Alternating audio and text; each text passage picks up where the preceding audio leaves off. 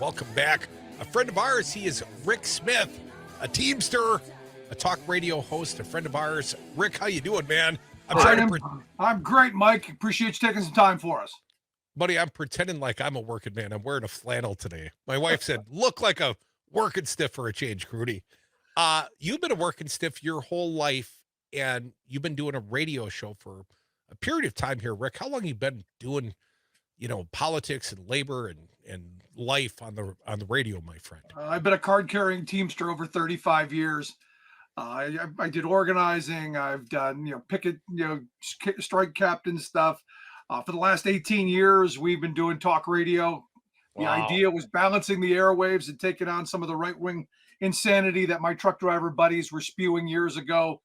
And still do. Look, I mean, the reality is the right wing has done a masterful job of brainwashing a generation of working people to believe that a billionaire's got their interests at heart.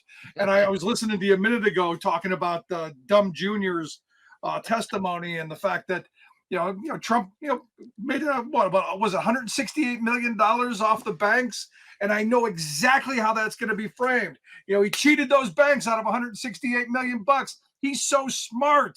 He cheated the IRS in New York out of millions of dollars. Oh, he's so smart. He screwed all those creditors with 6 bankruptcies. Oh, so smart. Without realizing that we working stiffs are the ones who pick up the bill every single time. We're the ones who get stiffed. But hey, he's smart. Suckers pay taxes. Rick Smith, our friend. Rick, a little bit of sad news. I want to get it out there. You're discontinuing this radio show at a foreseeable period of time. You're wrapping it up, and I'm a little sad to hear you're leaving. It's sad to hear that we're leaving talk radio. Look, this has been my passion for the last 18 years. It's been my activism. It's been how I've wanted to fight the righteous fight. But I got to tell you, we're moving to something I think that is going to be much bigger and much better. We've signed an exclusive agreement with Free Speech TV. We're going to be doing an hour a day of the kind of content that I think working people need to have. We're going to be in virtually every home in this country. You're going to be able to find us in the leisure of your home, and you'll be able to see my ugly mug. Yes, I have a face for radio, but we've been doing the TV for a little bit, and now we're going full bore into it.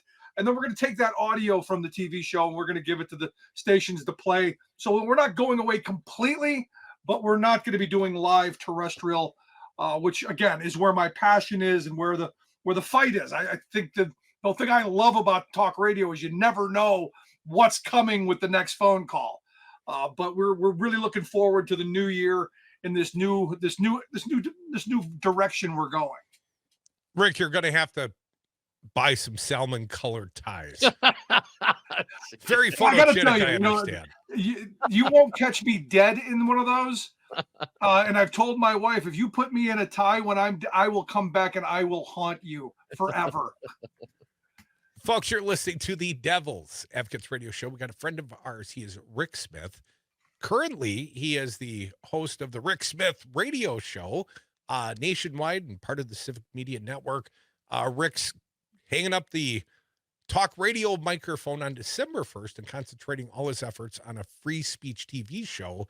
And of course, the workaday life and raising kids and doing all the stuff you do, Rick. The tours, Rick, it's easier to travel and just transmit back audio. But Rick, do you have the anticipation that the television show is going to be on the road like you often are? That's the plan. The plan is that we want to get out and we want to do more. Like anyone, you're tethered to this chair between the hours of, for me, it's 9 to 11 Eastern time.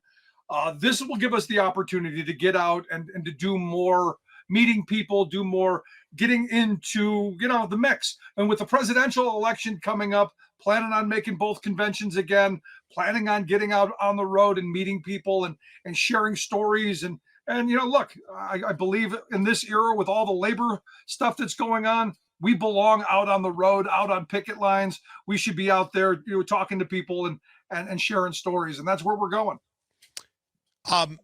Obviously, UAW, there's been a big strike, and it seemingly is having impact. We see labor negotiations going on. We see a lot of conversation about unionized labor in the media. How important do you think this is for the re-election of Joe Biden? Joe Biden literally marched with UAW workers. He has been with labor on this. And how undermining is this to the billionaire's efforts, the Cheeto Messiah, to claim that he is indeed the candidate of the working man? Well, I didn't see him on the union line. In fact, I saw him at a non-union shop in Michigan trying to claim some love. But what's your impression? Does this matter to the working stiff? I think it's going to matter to a lot of working people, because it does show a commitment that you haven't seen from a president in my lifetime. Look, I grew up as a kid with Jimmy Carter being elected, saying, hey, he's going to undo Taft-Hartley. That didn't happen. I voted for Bill Clinton solely because he was going to get strike replacement passed. That didn't happen. I shook Obama's hand twice, and he told me, Rick, we're going to get something better than the Employee Free Choice Act. Got nothing.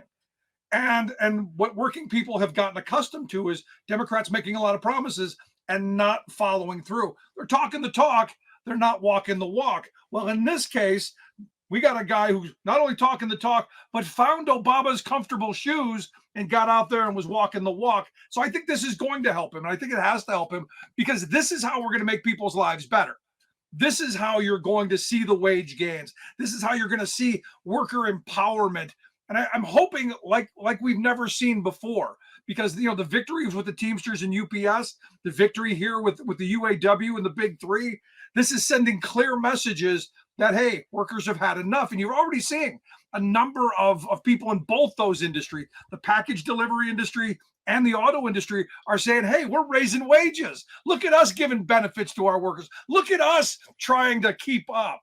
And I got to tell you, I think in this moment, it's not going to be enough, because those promises that corporate America have given in the past have always been taken away. It's only when you get that contract with signatures on the bottom that it's enforceable.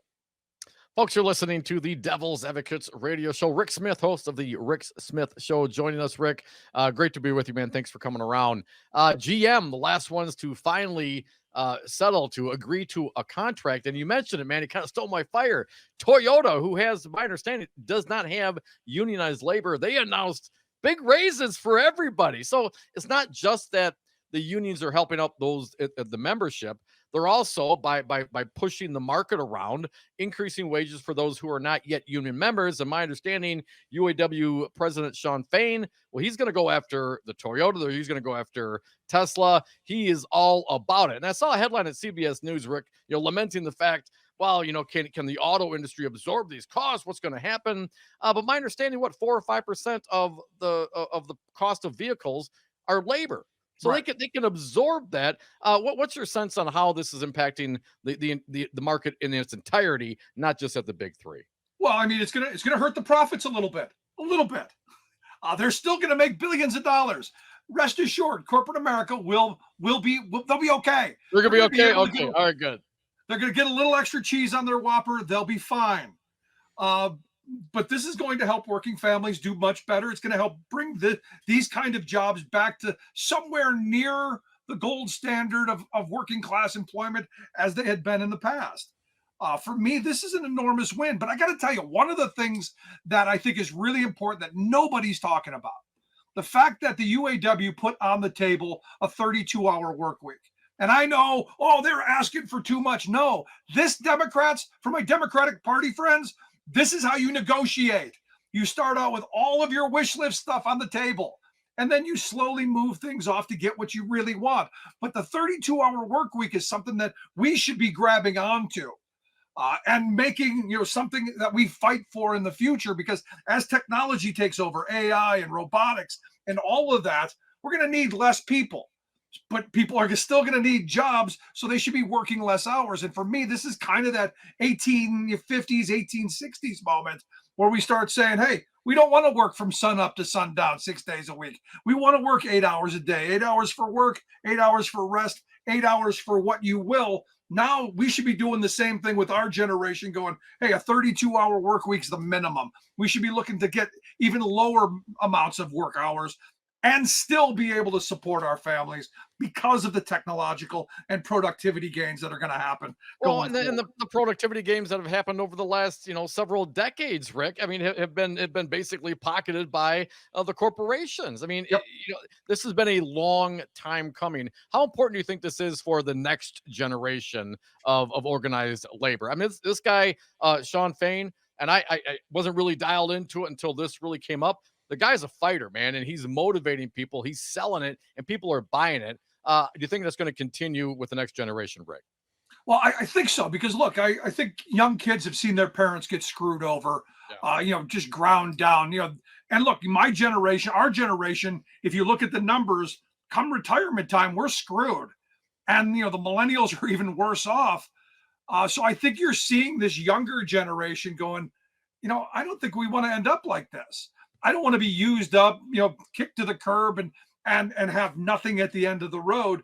I want my labor to mean something. I want my labor to be rewarded, and I want to be able to have some life work balance. So I think we're moving into an era where working people aren't going to tolerate the same kind of things that happened before the pandemic.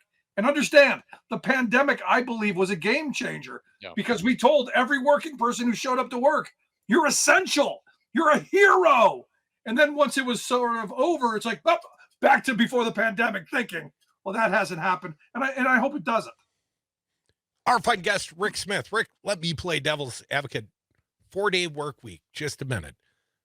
If employers cannot find sufficient labor under current market conditions, how's a 4-day work week play out? I don't buy that we can't find labor. I think you can't find labor at what you're willing to pay. Right. The restaurant in town that wants to pay minimum wage, a what is it, 296 an hour here in Pennsylvania, and then 750, 725. You're gonna struggle finding people who are willing to take those jobs, because there are warehouse jobs that you could make upwards of $20 an hour. Look, what I'm saying, as technology comes around, and they keep telling us that here in the next 15 years, half of the jobs that we currently do will be eliminated and be done by computers and AI and robots and all kind automation, all this stuff. We should not be going, hey, working people, it was great while it lasted. We're glad you were here, but hey, there's the door and the curb. Good luck, whatever. We should be talking about how a transition is going to happen as we lower the number of hours for working people, but still keep people attached to jobs. Because I'm still someone who believes that work is important. There are therapeutic qualities to a day well done, a job well done, and making your own way. But I think we've got to gain and make progress in the technological gains, and I think a shorter work week is a way to get there. Our fine guest, Rick Smith from the Rick Smith Show, still playing out right here across the Civic Media Network, 8 to 10 Central Time, at least for one more month. But Rick, a little digression here at the end. They have apparently found Jimmy Hoffa. He's under third base at County Stadium in Milwaukee, or at least that's the conspiracy theory being spread here in Fox News and the local press. Rick, what do you think of our little local conspiracy theory? Are they selling T-shirts? I mean, there have been so many places where Hoffa's been found. Okay, and they've done a lot of digging. They've done a lot of, looking. They haven't found him. I tend to believe the guy who wrote the book. I Hear You Paint Houses. His right hand man. I believe that's how it happened. Sheridan, is the one who offed him, and they basically took him to a crematorium, and he was gone that day. But hey, it's fun to go, hey, we found him. It's fun. Maybe we should have parties at all of these. Maybe do some fundraising. And hey, it's a great opportunity to talk about organized labor and what a great guy Jimmy Hoffa was for working people and the lives that he made better. Because I'll tell you, there were only a handful of people that my grandfather spoke well of, and Jimmy Hoffa was one of them, because he took a guy with an 8th grade education who was working 16 hours a day for 17 cents an hour on the back of a coal truck, and made him a solidly middle-class working person in this country because of the Teamsters and Jimmy Hoffa. Rick Smith, always appreciate having a working man come around. Thank you. Don't be a stranger, Rick. Thanks so much, Mike. Appreciate it. More Devils, other side.